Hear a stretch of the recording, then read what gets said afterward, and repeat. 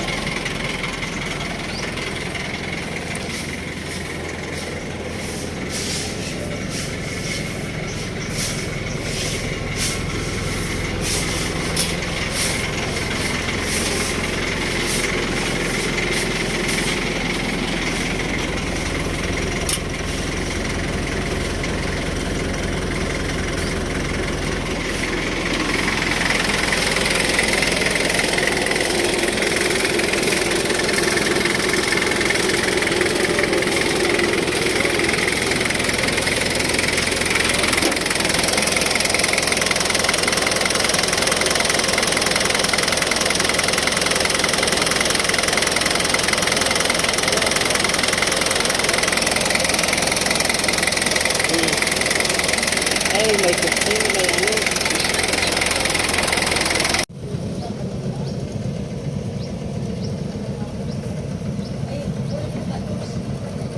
So tinanggal na po yung lumang fuel filter na sira para mapalitan.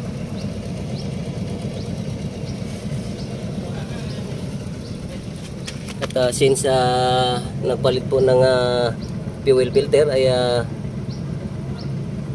papalitan na rin po namin yung oil filter kasama na yung pagtidrain ng oil, change oil. So yung pag-change oil nga pala po ay depende po sa langis. Mayroon pong synthetic na 10,000 km service At mayroon na mga ordinary oil na 5K lang. So katumbas ng 6 month.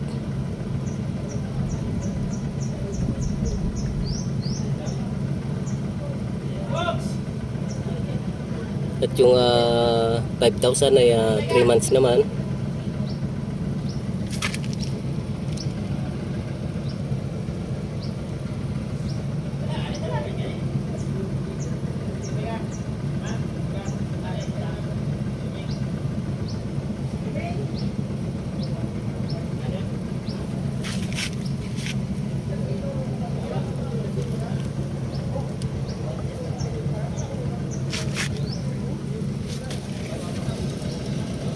So pag visual inspection po ay paanda rin po yung makina para titingnan kung mayroon pong tumutulo. At pwede rin naman pong hindi umaandar, pero pag natapos sa chicken ng hindi umaandar ay chichikin din po natin ang umaandar. Katulad po nito ay na visual inspection ko siya na umaandar. So actual po siyang sumisirit yung fuel.